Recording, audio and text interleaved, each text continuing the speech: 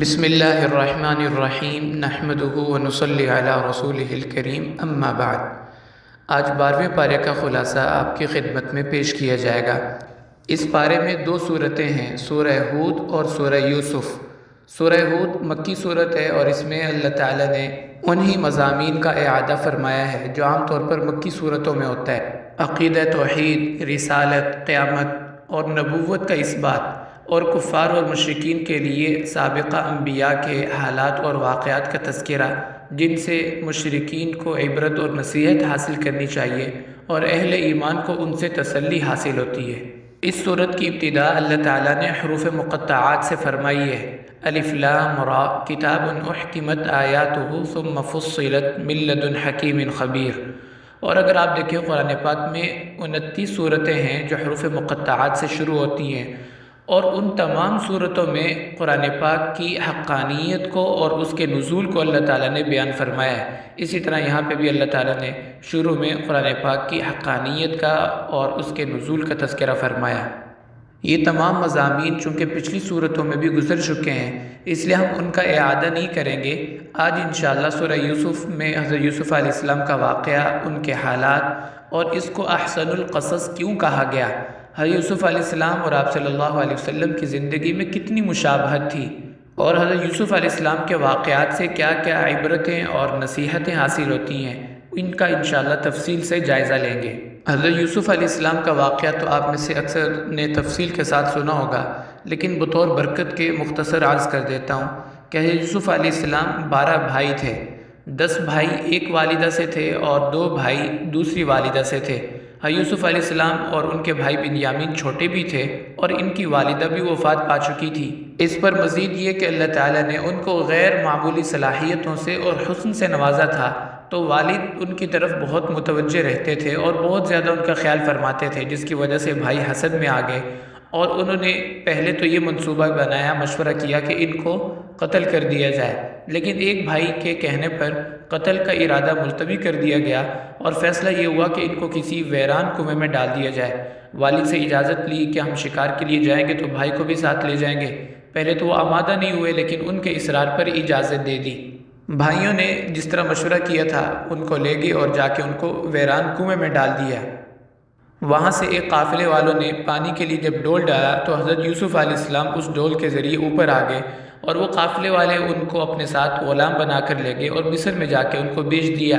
عزیز مصر نے ان کو خریدا اور پھر ان کے گھر میں ان کی پرورش ہوئی، لیکن جب جوانی کی عمر کو پہنچے تو عزیز مصر کی بیوی زلیخا ان پر فریفتہ ہو گئی۔ بادشاہ سے تو کوئی اولاد نہیں تھی، اس لیے اس نے ارادہ کیا کہ میں ان کے ساتھ اپنے تعلقات بناتی ہوں۔ حضرت یوسف علیہ السلام کو گناہ کی دعوت دی، لیکن اللہ تعالیٰ نے نبوت کی برکت سے اور والد کی دعاؤں سے ان کو گناہ سے بچا لیا۔ اس واقعے سے زلیخا کی کافی بدنامی ہوئی اور باتیں ہونے لگی شہر کے اندر کہ زلیخا جو عزیز مصر ہے وہ اپنے ایک غلام پر فریفتہ ہو چکی ہے۔ پھر اس نے سوچا کہ ان باتوں کو ختم کرنے کا ایک ہی طریقہ ہے کہ یوسف علیہ السلام کو کہیں بند کر دیا جائے۔ پھر ان کو جیل میں ڈال دیا گیا اور کافی سال حضرت نے جیل میں گزارے۔ پھر وہاں پہ بادشاہ کے 2 خاص خادم لائے گئے جن پر الزام یہ تھا کہ انہوں نے بادشاہ کو زہر دینے کی کوشش کی ہے۔ ایک طباخ تھا جو بادشاہ کے لیے کھانا بناتا تھا اور دوسرا بادشاہ کے لیے پینے کی چیزوں کا انتظام کرتا تھا اور مختلف پھلوں کو نچوڑ کے بادشاہ کے لیے جوس تیار کرتا تھا۔ دونوں پہ الزام تھا کہ یہ بادشاہ کے خلاف سازش کے اندر ملوث ہیں۔ جب تک تحقیق نہیں ہو جاتی ان کو جیل میں ڈالتے ہیں، اور تحقیق مکمل ہونے کے بعد جو بے گناہ ہوگا پھر اس کو رہا کر دیا جائے گا۔ تو جب یہ جیل میں آئے تو یوسف علیہ السلام نے ان کو دعوت دی اور ان کو اللہ تعالیٰ کی طرف بلایا۔ ان 2 ساتھیوں نے ایک خواب دیکھا اور اس خواب کی تعبیر ہے یوسف علیہ السلام نے یہ بتائی کہ تمہیں آزاد کر دیا جائے گا، اور دوسرے سے کہا جو باورچی تھا کہ تمہیں سولی لٹکا دیا جائے گا۔ اور ایسا ہی ہوا کہ جس کے بارے میں فرمایا تھا کہ تمہیں آزادی اور رہائی ملے گی، وہ رہا ہو کے دوبارہ اپنی جگہ اپنی پوسٹ پہ چلا گیا، اور جس کو فرمایا تھا کہ تمہیں سولی لٹکایا جائے گا اس کا جرم ثابت ہو گیا تو اس کو بادشاہ نے پھانسی لٹکا دیا۔ جو رہا ہو کے جا رہا تھا حضرت یوسف علیہ السلام نے ان سے فرمایا کہ آپ بادشاہ سے جا کے میرا بھی تذکرہ کرنا کہ ایک بے گناہ کو جیل میں رکھا ہوا ہے، اس کے معاملے کی تحقیق کی جائے اور اس کو بھی جیل سے رہا کیا جائے۔ لیکن یہ جیل سے نکلنے کے بعد حضرت یوسف علیہ السلام کا پیغام بھول گیا اور کئی سال اسی طرح گزر گئے۔ پھر اللہ تعالیٰ کی شان کے بادشاہ نے خواب دیکھا، خواب کی تعبیر کوئی نہیں بتا سکا۔ اس کو فوراً یاد آیا کہ ہم نے بھی ایک خواب دیکھا تھا، اور یوسف علیہ السلام نے جو تعبیر بتائی تھی وہ تعبیر اسی طرح پوری ہوئی۔ تو اس نے بادشاہ سے کہا کہ آپ مجھے جیل بھیجیں، وہاں میں جا کے یوسف علیہ السلام سے اس کی تعبیر پوچھتا ہوں۔ بادشاہ نے اجازت دے دی، اور یوسف علیہ السلام نے تعبیر بتائی۔ بادشاح کو اتنی پسند آئی، اتنی اچھی لگی کہ اس نے کہا کہ اس طرح کا بندہ جیل میں کیوں ہے، اس کو تو ہمارے دربار میں ہونا چاہیے۔ تو اس طرح اللہ تعالیٰ نے حضرت یوسف علیہ السلام کی رہائی کی صورت پیدا فرمائی۔ لیکن حضرت نے فرمایا کہ جب تک میرے معاملے کی تحقیق نہیں ہو جاتی اس وقت تک میں باہر نہیں آؤں گا، تاکہ میرے اوپر جو الزام ہے وہ صاف ہو جائے۔ تو بادشاہ نے جب انصاف کے ساتھ تحقیق کی تو یوسف علیہ السلام اس الزام سے بری ہو گئے، اور پتہ چلا کہ سارا کیا کرایا زلیخا کا تھا، اور وہی ان کے ساتھ بدکاری کرنے کے لیے ان کو مجبور کر رہی تھی۔ اس طرح اللہ تعالیٰ نے ان کو اس آزمائش سے اور اس الزام سے بری فرما دیا۔ پھر بادشاہ نے ان کو وزارت خزانہ کا عہدہ سونپ دیا۔ اس کے بعد وہ ترقی کرتے کرتے مصر کے بادشاہ بنے۔ پھر بھائی قحط سالی کے اندر مبتلا تھے تو وہ غلہ لینے کے لیے آئے۔ آخر کار 2 دفعہ کے بعد ان کو بتا دیا گیا کہ میں آپ کا بھائی ہوں، اور جو کچھ تم نے میرے ساتھ کیا میں تمہیں معاف کرتا ہوں۔ اب تم سب کنعان کو چھوڑ کر یہاں مصر میں میرے پاس آ جاؤ، اب ہم یہاں سارے اکٹھے زندگی گزاریں گے۔ تو اس طرح اللہ تعالیٰ نے ان کو دوبارہ سے جمع فرما دیا۔ اب اس واقعے کو بیان کرنے کا مقصد یہ ہے کہ آپ صلی اللہ علیہ وسلم کی زندگی اور حضرت یوسف علیہ السلام کی زندگی میں بہت مشابہت ہے۔ آپ کا حال اور مستقبل حضرت یوسف علیہ السلام کے واقعے سے بہت زیادہ مشابہت رکھتا ہے۔ جس طرح ان کو بھائیوں کی مخالفت اور حسد کا سامنا کرنا پڑا، آپ صلی اللہ علیہ وسلم کو اپنے خاندان قریش کی مخالفتوں کا اور حسد کا سامنا کرنا پڑا۔ جس طرح بھائیوں نے ان کو اپنے علاقے سے دور کر دیا، والد کی نظروں سے دور کر دیا، آپ صلی اللہ علیہ وسلم کو بھی مجبور ہو کر اپنا علاقہ چھوڑنا پڑا اور مکہ سے دوری اختیار کرنی پڑی۔ پھر حضرت یوسف علیہ السلام نے جس طرح بہت سال جیل میں گزارے، اس طرح آپ صلی اللہ علیہ وسلم کو بھی ہجرت کے موقع پر غار ثور میں کچھ دن گزارنے پڑے۔ پھر حضرت یوسف علیہ السلام کو مختلف مشقتوں کا سامنا کرتے کرتے اللہ تعالیٰ نے جیل سے تخت تک پہنچایا۔ اسی طرح آپ صلی اللہ علیہ وسلم کو بھی مدینہ کی زندگی میں مختلف غزوات کا سامنا کرتے کرتے آخر کار اللہ تعالیٰ نے فتح مکہ کی صورت میں آپ کو غلبہ عطا فرمایا۔ اور جس طرح حضرت یوسف علیہ السلام کے سامنے اللہ نے ان کے بھائیوں کو قدموں میں ڈال دیا، فتح مکہ کے موقع پر آپ صلی اللہ علیہ وسلم کے سامنے جو ان کے دشمن اور مخالف تھے ان کو اللہ تعالیٰ نے آپ کے قدموں میں ڈال دیا۔ اور حسن اتفاق آپ دیکھیے کہ آپ صلی اللہ علیہ وسلم نے فتح مکہ کے موقع پر فرمایا کہ میں آج تمہیں وہی بات کرتا ہوں جو میرے بھائی حضرت یوسف علیہ السلام نے اپنے بھائیوں سے کہی تھی، لا تثریب علیکم اليوم، تم پر کوئی گناہ نہیں، کوئی الزام نہیں، میں دل سے تمہیں معاف کرتا ہوں۔ تو آپ صلی اللہ علیہ وسلم نے قریش کو یہی الفاظ ارشاد فرمائے، لا تثریب علیکم اليوم انتم الطلقاء، کہ تم سب کو معاف کر دیا گیا اور تم آزاد ہو۔ ایسا نہیں کہ جیسے عام طور پہ کسی ملک پہ قبضہ کیا جاتا تھا تو وہاں کے لوگوں کو جنگی قیدی بنا لیا جاتا تھا یا غلام بنا لیا جاتا تھا، فرمایا نہیں، تم سب کے سب آزاد ہو اور میں نے تم سب کو معاف کر دیا۔ قرآن کریم میں دوسرے انبیاء اکرام کے واقعات میں تکرار پایا جاتا ہے، لیکن یہ تکرار کھٹکتا نہیں ہے۔ ہر جگہ نئے الفاظ، نئی تعبیر، کوئی نہ کوئی نیا سبق، نئی عبرت اور نصیحت پائی جاتی ہے۔ یہ واقعات چھوٹے چھوٹے خوبصورت ٹکڑوں کی صورت میں پورے قرآن پاک میں بکھرے ہوئے ہیں، جس طرح پانی کے اوپر مختلف جزیرے ہوتے ہیں۔ ان ٹکڑوں کو جوڑنے سے پورا واقعہ سمجھ میں آتا ہے۔ لیکن حضرت یوسف علیہ السلام کے واقعے میں تکرار نہیں ہے۔ یہ واقعہ اول سے آخر تک پورے کا پورا سورہ یوسف ہی میں مذکور ہے۔ دوسری صورتوں میں حضرت یوسف علیہ السلام کا نام تو آیا ہے، لیکن ان کے واقعے کا کوئی چھوٹے سے چھوٹا حصہ بھی کسی دوسری صورت میں مذکور نہیں ہے۔ مفسرین فرماتے ہیں کہ اس میں راز یہ ہے کہ اللہ تعالیٰ یہ ظاہر کرنا چاہتے ہیں کہ تم قرآن کے مکرر واقعات کا بھی مقابلہ نہیں کر سکتے، اور نہ ہی غیر مکرر واقعے کا مقابلہ کیا جا سکتا ہے، اس جیسا کوئی قصہ بنایا جا سکتا ہے۔ اللہ تعالیٰ نے حضرت یوسف علیہ السلام کے واقعے کو احسن القصص فرمایا، کیونکہ اس قصے میں جتنی عبرتیں اور نصیحتیں پائی جاتی ہیں وہ شاید ہی کسی دوسرے قصے میں پائی جاتی ہوں۔ جامعیت کے اعتبار سے دیکھیں تو اس میں دین بھی ہے، دنیا بھی، توحید بھی ہے، سیرت اور صورت بھی، علم اور خوابوں کی تعبیر کا تذکرہ ہے تو سیاست اور حکومت کے رموز بھی، انسانی نفسیات بھی ہیں اور معاشی خوشحالی کی تدبیریں بھی، حسن اور عشق کی حشر سامانی بھی ہے، زہد و تقوی کی دستگیری بھی۔ اس میں انبیاء اور صالحین اور فرشتوں کا تذکرہ ہے تو دوسری طرف شیاطین کا بھی تذکرہ کیا گیا۔ انسان اشرف المخلوقات ہے، اس کا تذکرہ فرمایا تو چوپائے اور پرندوں کا بھی اللہ تعالیٰ نے تذکرہ فرمایا، بادشاہوں سے لے کر تاجروں اور عالموں کو بھی اللہ تعالیٰ نے حالات بیان فرمائے، راہ راست سے ہٹ جانے والی عورتوں کی حیلہ سازی، مکاری اور حیا باطلی کا بھی تذکرہ کیا، اور اس واقعے میں ایک طرف گمنامی ہے اور دوسری طرف شہرت ہے، کہیں غربت ہے، اجنبیت ہے، اور کہیں محبوبیت ہے، اور کہیں اللہ تعالیٰ صبر کا تذکرہ فرما رہے ہیں اور کہیں انسان کی عاجزی اور تواضع کا تذکرہ ہے۔ ایک طرف عفت اور پاک دامنی کو بیان کیا جا رہا ہے اور دوسری طرف شہوت پرستی کی مذمت کی جا رہی ہے، تو اس وجہ سے اللہ تعالیٰ نے اس کو احسن القصص فرمایا کہ اس میں زندگی کے تمام اتار چڑھاؤ، نشیب اور فراز اللہ تعالیٰ نے انتہائی احسن انداز کے ساتھ مختصر طور پر بیان فرمائے، اور یوسف علیہ السلام کے واقعے میں یہ ساری چیزیں اللہ تعالیٰ نے سمجھائی ہیں۔ یہ چونکہ 12ویں پارے کی صورت ہے، اس نسبت سے ہم اس صورت کے اندر سے 12 نصیحتیں اور عبرتیں انشاءاللہ آپ کی خدمت میں پیش کریں گے جو اس واقعے میں اللہ تعالیٰ نے بیان فرمائی۔ پہلی بات تو یہ کہ بسا اوقات مصیبت انسان کے لیے نعمت اور راحت تک پہنچنے کا ذریعہ بنتی ہے۔ یوسف علیہ السلام کے قصے کی ابتدا تو المناک پریشانیوں سے ہوئی، انہیں کنویں میں بے یار و مددگار ڈال دیا گیا، مصر میں غلامی کی زندگی ان کو گزارنا پڑی، عورتوں کے فتنے کا سامنا کرنا پڑا، کئی سال تک جیل کاٹی، پھر اس کے بعد اللہ تعالیٰ نے مصر کا حکمران بنایا اور دینی اور دنیاوی عزت نصیب فرمائی۔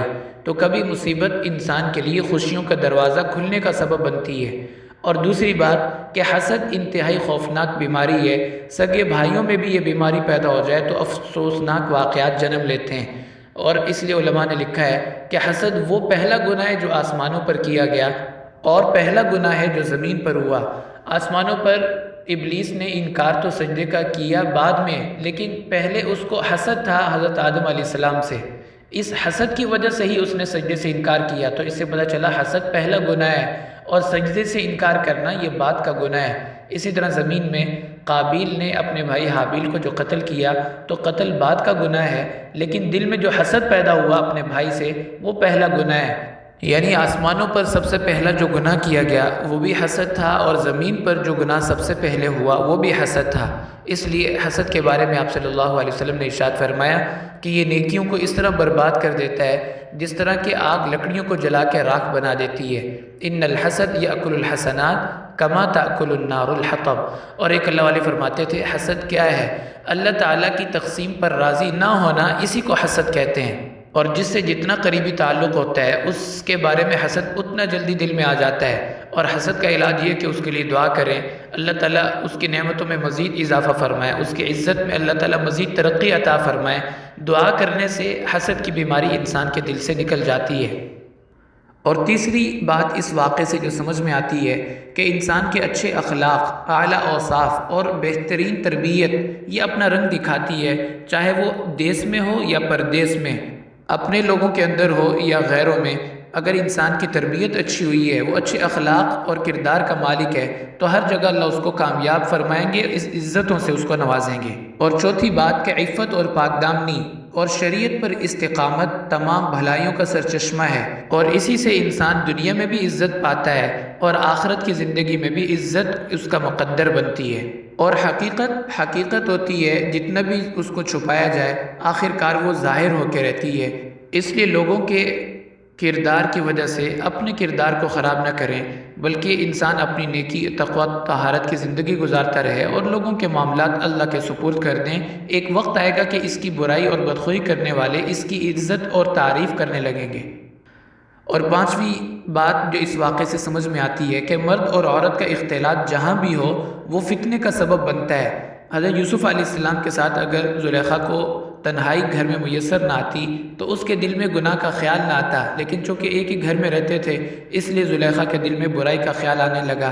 اس لیے آپ صلی اللہ علیہ وسلم نے مرد اور عورت کو تنہائی اختیار کرنے سے منع فرمایا کہ جہاں بھی مرد اور عورت تنہائی اختیار کرتے ہیں، تیسرا شیطان ہوتا ہے جو ان کے دلوں کو ایک دوسرے کی طرف کھینچتا ہے۔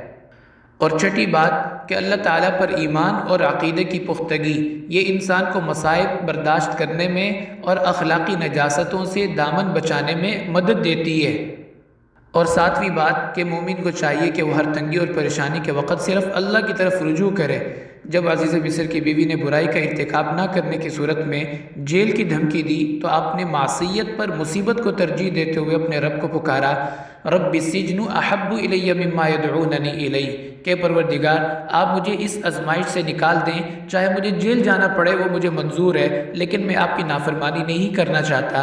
تو اللہ تعالیٰ نے دعا قبول فرمائی اور ان کے فتنے سے اللہ تعالیٰ نے ان کو بچا لیا۔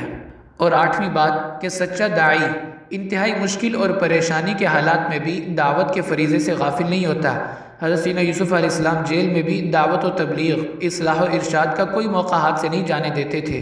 جو لوگ آپ سے اپنے خوابوں کی تعبیر پوچھتے، آپ پہلے ان کو اللہ تعالیٰ کی وحدانیت کی بات فرماتے، اس کے بعد پھر ان کا جو خواب ہوتا اس کی تعبیر بتاتے۔ ایک تو ان کے دل میں آپ کی عزت اور قدر پیدا ہو جاتی، دوسرا ان کو ایمان لانے کے لیے اللہ تعالیٰ آپ کو ذریعہ اور وسیلہ بنا دیتے۔ اور نویں بات، ہر مسلمان کو عموماً اور داعی کو، پیشوا کو خصوصاً اپنے دامن کی صفائی کا بہت زیادہ اہتمام کرنا چاہیے۔ حضرت یوسف علیہ السلام کو کئی سال بعد جب رہائی نصیب ہوئی تو آپ نے اس وقت تک جیل سے باہر قدم رکھنے سے انکار کر دیا جب تک کہ آپ کی برات اور طہارت کا اعلان اور اعتراف نہ کر لیا جائے، تاکہ کل آپ کو یہ طعنہ نہ دیا جائے کہ معاذ اللہ آپ تھے تو مجرم، مگر آپ پر رحم کیا گیا، ترس کھایا گیا اور آپ کو چھوڑ دیا گیا۔ آپ نے اپنے معاملے کی صفائی تک باہر آنے سے گریز کیا اور تہمت کی جگہوں سے ہی بچنے کی کوشش کرنی چاہیے۔ حدیث مبارکہ میں آتا ہے اتقوا مواضع التہم، جہاں پہ تہمت لگنے کا اندیشہ ہو انسان کو کوشش کر کے وہیں سے ہی احتراز کرنا چاہیے۔ اور 10ویں بات کہ اس واقعے سے صبر کی فضیلت اور اس کے اوپر اللہ تعالیٰ کیا ثمرات انسان کو دیتے ہیں اس کا جگہ جگہ مشاہدہ نظر آتا ہے۔ یوسف علیہ السلام نے بھائیوں کی مخالفت کا سامنا کیا، اس پہ صبر، پھر جیل کی زندگی گزاری، اس پہ صبر، کنویں کے اندر پڑے رہے، اس کے اوپر صبر، پھر غلام بنا کے بیچ دیے گئے، اس پر صبر۔ تو صبر کے نتیجے میں اللہ تعالیٰ نے پھر ان کو حکومت بھی عطا فرمائی اور نبوت بھی عطا فرمائی، دین میں بھی کمال دیا اور دنیا میں بھی اللہ نے ان کو کمال عطا فرمایا۔ اور 11ویں بات کہ اس واقعے سے عصمت انبیاء ظاہر ہوتی ہے کہ اللہ تعالیٰ اپنے انبیاء کو گناہوں سے کس طرح محفوظ فرماتے ہیں۔ اللہ تعالیٰ نے حضرت یوسف علیہ السلام کی عفت اور پاکدامنی کا تذکرہ فرمایا، اور ایک گواہ نہیں کئی گواہیاں اس کے سامنے آ گئیں۔ ایک تو بچہ تھا، اس نے گواہی دی کہ اگر ان کا قمیص پیچھے سے پھٹا ہوا ہے تو اس کا مطلب یہ کہ زلیخا قصوروار ہے، اور اسی طرح ہی ہوا کہ قمیص پیچھے سے پھٹا ہوا تھا، بادشاہ کو اندازہ ہوا کہ زلیخا کا ہی قصور ہے، اور آخر کار زلیخا نے بھی اس چیز کا اعتراف کیا، وَلَقَدْ رَاوَدتُّهُ عَن نَفْسِهِ وَإِنَّهُ لَمِنَ الصَّادِقِينَ کہ ہاں میں نے ہی ان کو بہکانے کی کوشش کی تھی۔ اور اس وقت کی جو عورتیں تھیں شہر کی، انہوں نے بھی اس کا اعتراف کیا، ما علمنا علیہ من سوء کہ ہم نے حضرت یوسف علیہ السلام کے اندر اخلاق کی کوئی کمی اور گراوٹ محسوس نہیں کی، یہ بالکل پاک دامن ہے۔ تو اللہ تعالیٰ نے مختلف انداز سے ان کی پاک دامنی کو ظاہر فرمایا۔ اس سے پتہ چلا کہ انبیاء صغائر سے بھی پاک ہوتے ہیں اور کبائر سے بھی پاک ہوتے ہیں۔ اور آخری بات کہ اس قصے سے یہ بات بھی سمجھ میں آتی ہے کہ اللہ تعالیٰ جب کسی کو تکلیف میں مبتلا کرنے کا فیصلہ کر لیں تو اس کی تقدیر اور فیصلے کو کوئی ٹال نہیں سکتا، اور اگر کسی کے ساتھ خیر اور عزت کا فیصلہ فرما لیں تو اسے کوئی روک نہیں سکتا۔ اس لیے سورہ یوسف کے آخر میں فرمایا لَقَدْ كَانَ فِي قَصَصِهِمْ عِبْرَةٌ لِأُولِي الْأَلْبَابِ کہ ان کے قصے میں عقل مندوں کے لیے عبرت ہے۔ اور کتنی حکمتیں ہیں جو اللہ تعالیٰ نے اس واقعے کے اندر بیان فرمائیں، اور اس واقعے کو آپ کی نبوت کی دلیل بنایا کہ آپ تو امی ہیں، آپ نے کسی سے لکھنا پڑھنا نہیں سیکھا، لیکن آپ پہلے والوں کے واقعات جو سناتے ہیں وہ اتنی تفصیل کے ساتھ کہ یہود و نصارہ بھی حیران ہو جاتے ہیں، اور جو احکام، حالات اور واقعات ان کی کتابوں میں ہیں آپ فی البدیہہ اپنی زبان سے ان کو بیان فرماتے ہیں تو وہ بھی حیران ہو جاتے ہیں۔ یہ ان کے اوپر بھی حجت ہے اور عام لوگوں کے لیے آپ کی نبوت کی بین دلیل ہے۔ اللہ تعالیٰ نے اس ایک واقعے سے کئی ساری چیزوں کو بیان فرمایا، اس لیے اس واقعے کو احسن القصص کہا جاتا ہے، کیونکہ یہ جامع ترین واقعات میں سے ہے، قرآن پاک کے ان واقعات میں سے ہے جن میں انتہائی جامعیت کا پہلو اللہ تعالیٰ نے اختیار فرمایا۔ روایات میں آتا ہے کہ ایک دفعہ آپ صلی اللہ علیہ وسلم سے پوچھا گیا، یا رسول اللہ من اکرم الناس، انسانی تاریخ میں سب سے عالی نسب اور معزز خاندان کون سا گزرا ہے؟ آپ نے فرمایا اللہ کے نبی حضرت یوسف علیہ السلام، وہ بھی اللہ کے نبی، ان کے والد حضرت یعقوب بھی اللہ کے نبی، ان کے دادا حضرت اسحاق بھی اللہ کے نبی، اور ان کے پردادا حضرت سیدنا ابراہیم علیہ السلام وہ تو ابو الانبیاء۔ تو یہ حضرت یوسف علیہ السلام کی خاصیت ہے کہ اللہ تعالیٰ نے 4 پشتوں تک نبوت اس سلسلے میں اس خاندان میں باقی رکھی۔ اس کے علاوہ تاریخ میں کوئی اور مثال ایسی نہیں ملتی۔ اللہ تعالیٰ نے 27 جگہ قرآن پاک میں ان کا نام ذکر فرمایا، 25 جگہ تو سورہ یوسف کے اندر ان کا نام صراحتاً موجود ہے، اور ایک جگہ سورۃ الانعام کے اندر اللہ تعالیٰ نے ان کا تذکرہ فرمایا، وَنُوحًا هَدَيْنَا مِن قَبْلُ وَمِن ذُرِّيَّتِهِ دَاوُودَ وَسُلَيْمَانَ وَأَيُّوبَ وَيُوسُفَ وَمُوسَى وَهَارُونَ۔ اور ایک سورۃ المؤمن کے اندر اللہ تعالیٰ نے ان کا نام ذکر فرمایا، وَلَقَدْ جَاءَكُمْ يُوسُفُ مِن قَبْلُ بِالْبَيِّنَاتِ۔ تو یہ تھا حضرت یوسف علیہ السلام کا واقعہ، اور اس صورت کے اندر جو اللہ تعالیٰ نے اہم مضامین بیان فرمائے اس کا مختصر جائزہ۔ اللہ تعالیٰ ہمیں انبیاء کی کامل اور سچی اتباع نصیب فرمائے۔ وآخر دعوانا ان الحمد للہ رب العالمین۔